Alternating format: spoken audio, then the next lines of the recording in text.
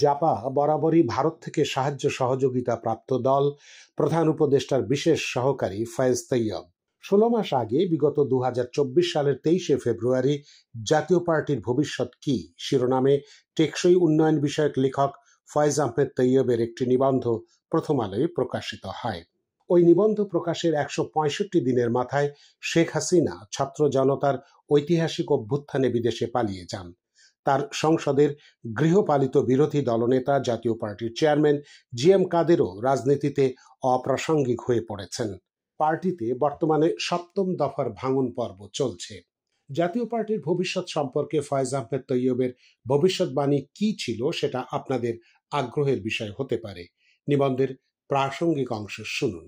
জাতীয় পার্টি এখন আর দেশের তৃতীয় বা চতুর্থ দল নয়। আওয়ামী লীগ আমলের গত ১৫ বছরের স্থানীয় ও উপনির্বাচনগুলোতে তারা ইসলামী আন্দোলনের চেয়েও কম ভোট পেয়েছে।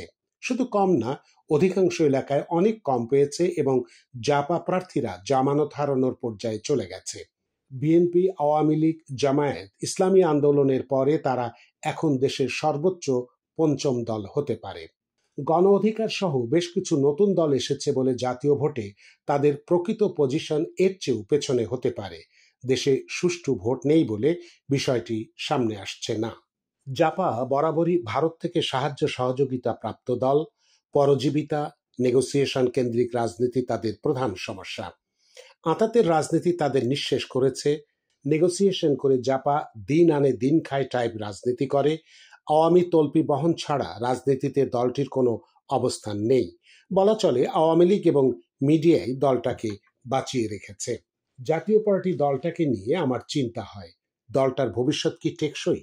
দলটার ধীর গতির বিলুপ্তি অব্যাহত থাকলে আদৌ কোনো লাভ হবে বাংলাদেশের সার্বিক রাজনীতির? দলটার জন্য আমার সহানুভূতিও কাজ করে।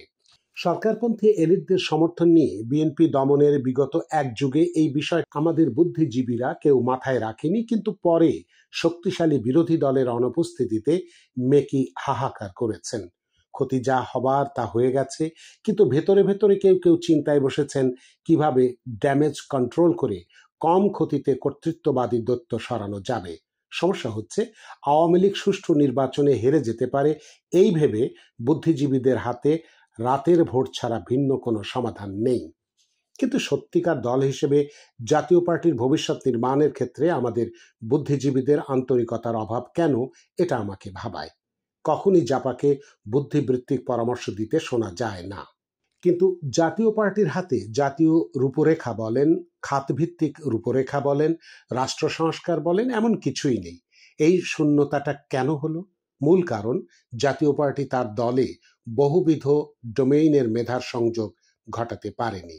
বিচ্ছিন্নভাবে জাপায় দু একজন বক্তা এসেছে, কিন্তু তাদের এন্ড টু এন্ড পলিসিগত জ্ঞান সীমিত।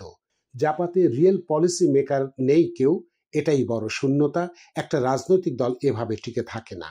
বাংলাদেশ নিয়ে জাপার ভিশন মিশন কি এমন প্রশ্ন করা হলে জাপা কোনো পেপার ওয়ার্ক দেখাতে পারবে না। কি আজীব কথা। বড় প্রশ্ন হচ্ছে কেন জাতীয় পার্টিকে দেশের বুদ্ধিজীবীরা গাইড করলো না, চাপ দিল না? জাপা তো আমাদের বুদ্ধিজীবীদের সতীন না। জাপা বলতে গেলে ২০০৯ থেকেই সুবিধা নিয়ে রাজনীতি করছে। একই সময়ে রাজনীতিতে তার অর্জন কি? যে দলটা অনুকূল সময়ে ভবিষ্যৎমুখী সঠিক রাজনীতিটা করতে পারল না, সে বৈরী সময় কি করবে? এই নিয়ে জাপার আদৌ কি কোনো উপলব্ধি আছে? জাপার কোনো বুদ্ধিবৃত্তিক রাজনীতি নেই, পলিসিগত সংস্কার প্রস্তাবনা নেই, এমনকি জনস্বার্থ ইস্যুতেও তার কোনো স্টেক নেই। কেন নেই? গুম খুন পলিসি হয়রানি নিয়ে, ডিজিটাল নিরাপত্তা আইনের অপব্যবহার নিয়ে, বিদ্যুৎ, গ্যাস, জ্বালানি, পানির দাম বৃদ্ধিতে, ব্যাংক লুটের বিরুদ্ধে, উন্নয়নের নামে রাষ্ট্রের অবাধ লুটের বিরুদ্ধে জাপার কোনো আন্দোলন কেউ দেখেনি। জিএম কাদেরের সমসাময়িক বেশ কিছু সাক্ষাৎকার পড়ে আমার মনে হয়েছে উনি আগের চেয়ে কথাবার্তায় অনেক ম্যাচিউর, কিন্তু তাকে ম্যাচিউরিটি দেখাতে হবে অন্য অনেক জায়গায়। জাপার সাথে বুদ্ধিবৃত্তিক সংযোগ করাতে হবে। দেশের প্রত্যেকটি খাতে জাপা কি কি সংস্কার চায় তার উত্তর নিয়ে হাজির হতে হবে।